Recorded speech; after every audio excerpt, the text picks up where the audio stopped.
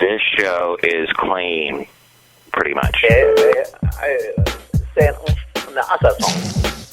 Mike's Daily Podcast. Episode 631. Hello, Mike Matthews here, broadcasting from the last place on earth located somewhere in Podcastro Valley, California. Today, Benita, the Disgruntled Fiddle Player, the Brewmaster, plus the return of the feature WOW SCHATZ WOW, where we look at some interesting culture news going on in our world today. And how did that debate go over evolution, Bill Nye? Mike's Daily Podcast. We'll look into that a little bit later. And I'm kind of trying to figure out why Mike's Daily Podcast. Shakira with her hips and her flowing blonde hair. I don't quite understand or care about her singing. Like, she does that when she sings. Maybe I need to learn Spanish fluently, and then it will bring a certain appreciation for Shakira's music. Mike's Daily Podcast. Well, yesterday we had Benedict Cumberbatch stop by, and that was amusing. Mike's. He said to me some very profound things. Podcast. And then he helped me count. Yeah! Oh, did you see him on Sesame Street? He taught kids how to count and what the difference between the number 3 and the number 4 is. It's comparing apples to oranges. Literally, he did that. He compared the two, and he had the count show up, and he counted, and it was awesome. I learned a lot watching that. You see, actually, there are 3 apples and 4 oranges. That guy's got an incredible voice. That's why he voiced that dragon in that movie. And then also I realize now that I will never be on a reality TV show for 2 reasons. One, I'm not this buff young kid, good-looking guy, square jaw, don't have any of those features, and I don't have kids. If you have either one of those, you get on a reality TV show, because reality TV loves it when people have kids and when they talk about their kids. I'm competing in this competition for my son, Brian. He is the flame in my life. He helps me, he inspires me, and I do things because of him. Thank you, Brian, for making me a functional human being. Everybody turns into a Bryan Adams song when they have kids on a reality TV show. Everything I do it for Brian. So I've come to this realization, and I'm okay with it. And I'm okay with the fact that I need to learn Spanish in order to appreciate Shakira. And these 2 things make my life complete. Oh, look who just walked in to the last place on earth. Hi, Mike. It's Benita, the rodeo queen. How y'all doing? And it's a disgruntled fiddle player, tell you what. What? I think it's great when people do stuff for their kids. It makes me cry. And you like that? Being made to cry? Yeah, it's great. It makes me feel alive and emotional, and I get sucked all into it, and that's why I watch every single reality TV show that is on television. Like I say, so it's either you have kids because they want the parents to talk about their kids and how they're doing things for their kids, and that's why they're on this show that has them being flogged or whatever the heck they do on the reality show. Flogged. And then there's a... What? What reality show do they have that flogs people? And then or you have to be really good looking, and look good in a bathing suit or a bikini. Yeah, those shows just get me mad because I realize how out of shape I am. You're not out of shape. You're beautiful, disgruntled fiddle player. That's why you're my husband. You guys, you need to go get a room right now because we're all here and we don't want to see that because that's a little too reality TV show-ish for us. What are you talking about? I don't know. Look who else just walked in. Oh, dear, Mike, I make the root beer. I'm the brewmaster. Oh, boy. Brewmaster, what root beer did you make us today? I made a Shakira root beer. Oh, why is it called a Shakira root beer? Because it goes right to your hips. And I can't wait to throw this out. There we go. Hips don't lie. Well, this is interesting. Bill Nye, in a huge internet trending, people watching this left and right on the internet. The guy, Bill Nye, of course, the science guy, he debated a big-time creationalist at the Creation Museum. This was in Petersburg, Kentucky. he talked to renowned creationist Ken Ham, and this was in front of an audience of 800 people. This all got started because Bill Nye on YouTube a couple years ago, he blasted creationism. Bill Nye, the CEO of the Pasadena-based Planetary Society.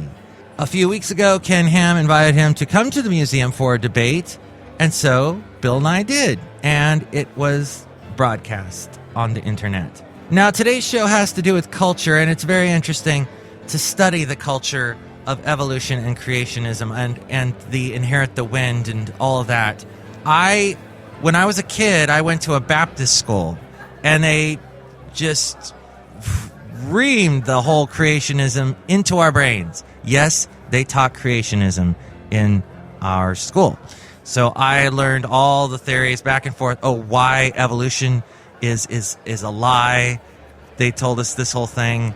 And then I went to a Catholic high school where they actually taught us evolution and what creationism. It was interesting. The Catholics, well, they had mandatory religious classes that I had to go to. And in this one class, they talked about Genesis, where of course, the creationism movement gets all their facts from. And I did the rabbit ears. They said that, the book of Genesis is actually, they were saying, is filled with allegory and stuff that has deeper meaning than just what it says on the paper. That it might be insinuating other things that have nothing to do with how this world began. It was all really deep for my little 15-year-old brain. But anyway, this is a fascinating topic. People will always be talking about it. And Bill Nye talked about his bow ties because he likes to wear bow ties. Because if you're a high scientific type, you need to wear bow ties and look cool, like the last Doctor Who. Ken Ham said, he started off with, I believe scientists have been hijacked by secularists. And Nye said that natural laws that applied in the past apply now. That's why we embrace them. They both had 30 minutes to give a presentation that was delivered to the audience. Both men used it to question each other's stance on the issue. And then they talked about the Great Flood, Noah's Flood. And Bill Nye said that if the flood did occur 4,000 years ago, as Ham suggests, and there are 680 layers of snow ice in the Arctic, as studies show, then there would be 170 winter-summer cycles every year, because that's how the math works out. And he also said that trees measured to the age of 9,500 years also do not align with the theory that the Earth is only 4,000 years old. And then there was a question and answer period afterwards, and there were the people that were behind Nye. They actually dressed as, when Nye does the science guy, they dressed like him. And then one person who was behind Ken Ham said, once you believe in God's view, you shouldn't stray from that. It's not a matter of agree or disagree. It's a matter of different points of view. I understand Nye's point of view, but it's not the word of God. That's right, Mike. We all got to remember that the Bible is older than the earth, so we got to listen to what it says in there. It's older than the earth? Yeah, everything written in it, that was written before the earth ever existed. God wrote it, and then he made the earth, and then he put the Bible in the sand, and we found it, and that's how it came to being. I don't think... there's a lot of historical data that says that that's not true. It was written by people. All types of people. No, it was written in English and put on the planet Earth by God. It's been written in all kinds of language. It was written, parts of it were in Greek, parts of it were in Hebrew. It was a mishmash, a bunch of different writings. Okay, why aren't you wearing a bow tie while we're discussing this? I don't know. I should. Don't know how to tie a bow tie, though. Just the regular ties. It wasn't like I grew up in the 1940s when you had to know how to tie a bow tie. If you wanted to tie a bow tie, you just found a clip-on. I like bolo ties. That makes sense. So what do you think about this debate about the beginning of the world? Have you had debates with your friends over evolution or creationism and all that sort of thing? Everyone's got an opinion about it. You can email me, mikesdailypodcast@gmail.com, and reread your comments on the section emails from email. Also, email me there if you'd like to be a guest on the show or if you'd like to sponsor the show, mikesdailypodcast@gmail.com. I'm going to go to my local store and buy a bow tie for my husband, the disgruntled fiddle player. Bye. Bow ties suck. Check out the website, too, MIKEs-DAILY-PODCAST.com. Go there. We got links to where to find us on iTunes. Subscribe to the show in iTunes. And when I post a new show, you'll get it instantly. You can also rate and comment on the show there in iTunes. And if you do that, more people find out about us. There is also the link to where to find us on Facebook. And like the Facebook page, when I post a new show, you'll get it in your news feed. And that's a wonderful thing, isn't it? And you can share it with your friends, and more people will find out about Mike's Daily Podcast. There's also links to where to find us on YouTube, Yelp, SoundCloud, Spreaker, Stitcher. We're on Twitter. Oh, and there's also the Amazon deal of the day. Click on that, and if you buy something through that, we get a little bit of money. And there's also the blog and the daily podcast picture, all at MIKEs-DAILY-PODCAST.com. Wow, Schatz, wow. That's something my mom says to me when she's surprised by something I tell her. Because she's German, she calls me Schatz, and she says, wow, Schatz, wow. So this is some interesting stories here that have to do with our culture that we are immersed in today. And we begin with something that is a very big part of our culture, and that is our obsession with being healthy and fit and slim and muscular and strong and all that sort of thing.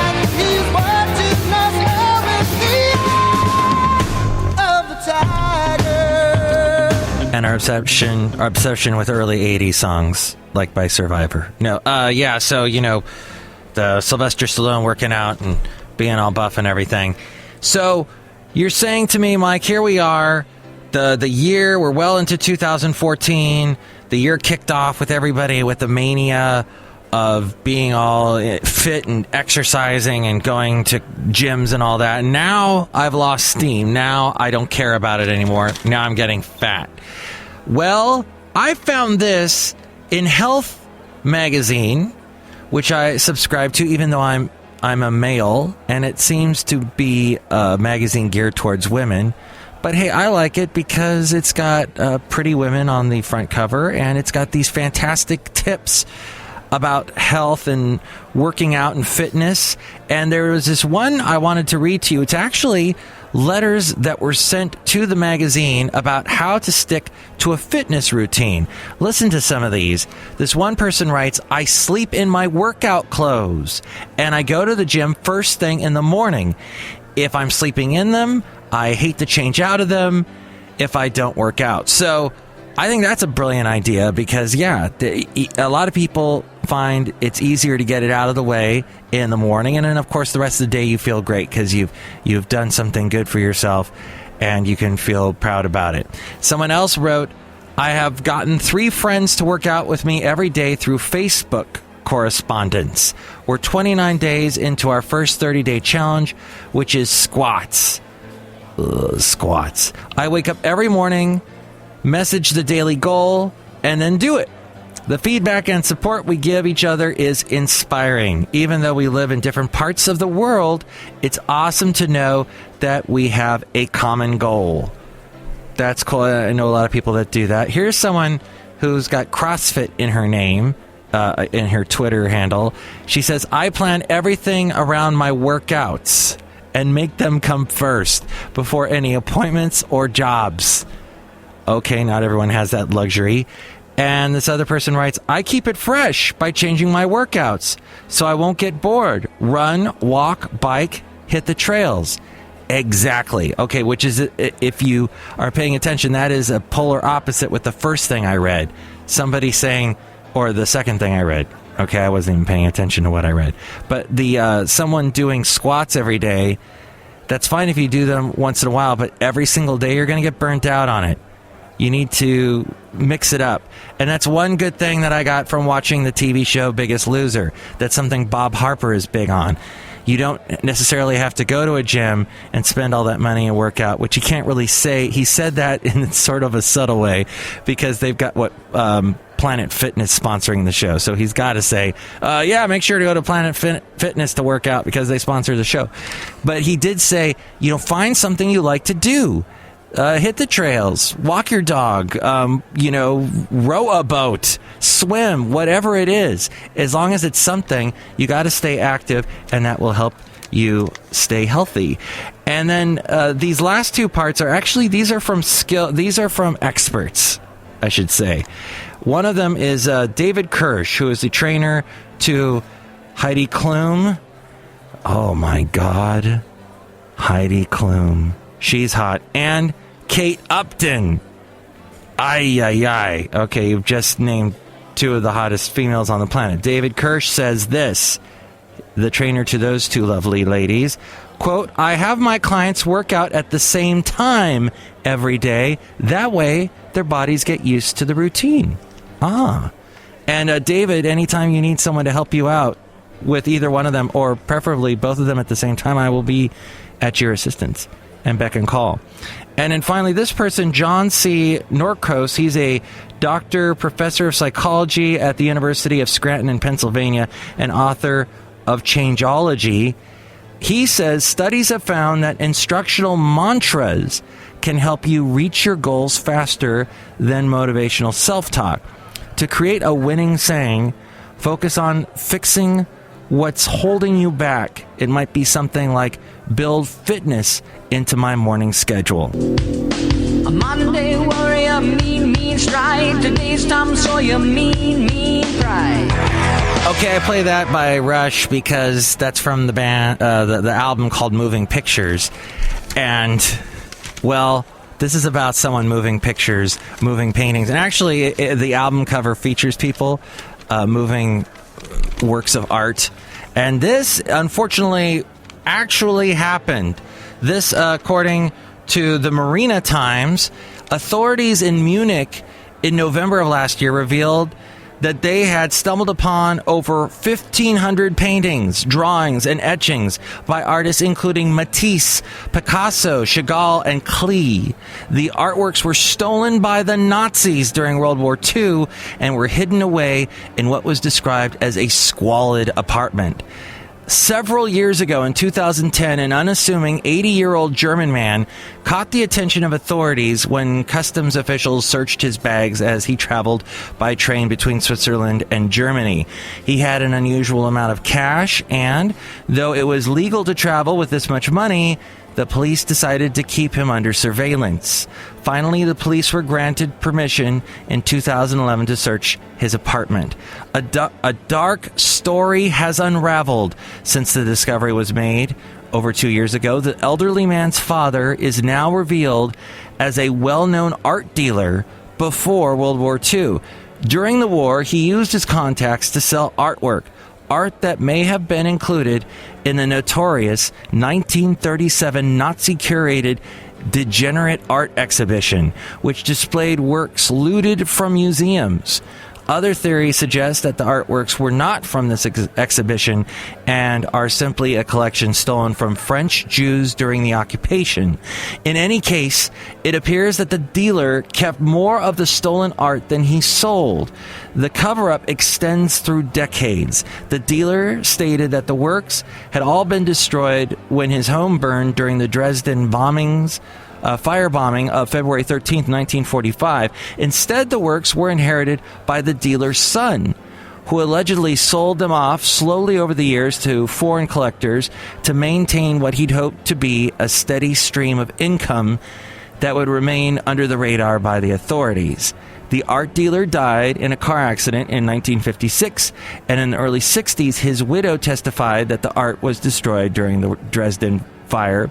This false statement will likely forfeit any rights that the now 80-year-old son may have in terms of ownership. One big question in all of this, many people are asking why the German authorities waited 2 years to reveal this astonishing discovery. Plan A taught you the 5-point palm exploding art technique.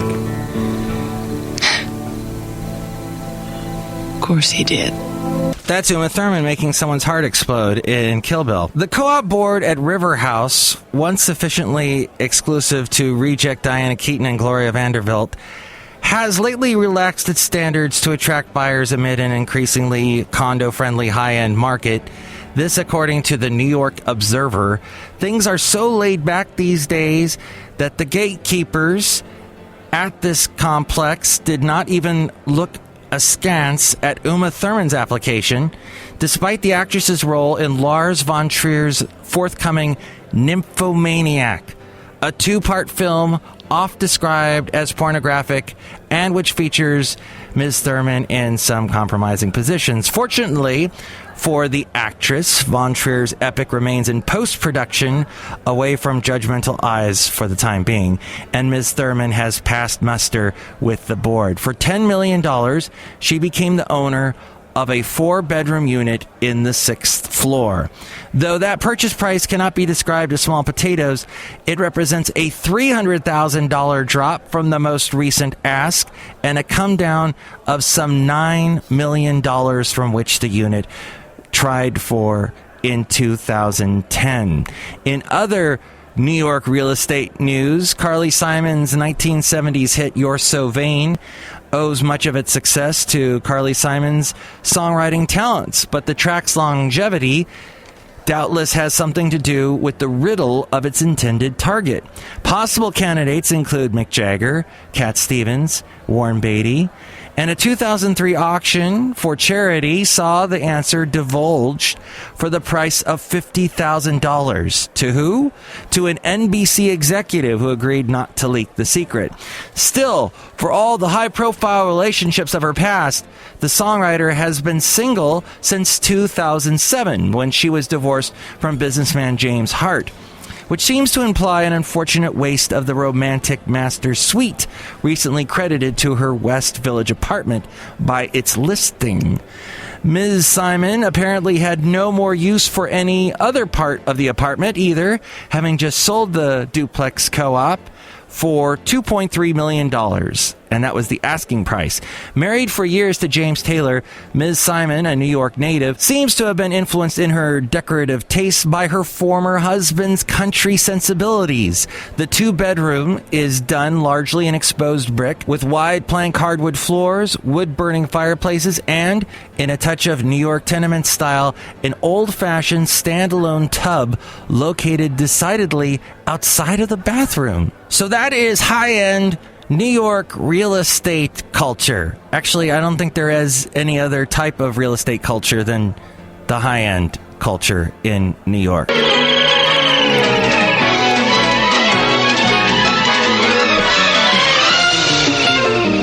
George Jetson. All right, so we've found out about our fitness culture in today's world. We found out about, well, actual culture, art culture, and it being stolen away from us for all those years. And we've heard about New York real estate culture. And now, how about travel culture, car culture? How about the possibility of flying cars, finally? Commuters fed up with the Bay Area's increasingly nightmarish traffic may be getting closer to escaping the snarls in a flying car with the latest possible exploration of the concept based in where else but Silicon Valley. This according to the Daily News, and that is out of Palo Alto. PaloAltoDailyNews.com is also where you can find this. With 2 companies already working on flying cars, considerable mystery surrounds the personal aircraft concept detailed in a patent application by Z.Aero. Aero, A-E-R-O is how that's spelled, and Z as in Z-E-E in Mountain View. It doesn't, I can't say this name to you very well I have to spell it out, because Z-Aero, I mean, you could just be thinking of the letter Z and A-R-R-O-W. But anyway, while the application doesn't say the proposed vertical takeoff aircraft with foldable wings is meant to motor down roads, it includes an image of it parked between 2 cars, suggesting that it may be drivable as well as flyable. Now, Z.Aero is in a nondescript 2-story white building with a locked door and a black mesh covering its parking lot gates and fences, so it's impossible to see inside.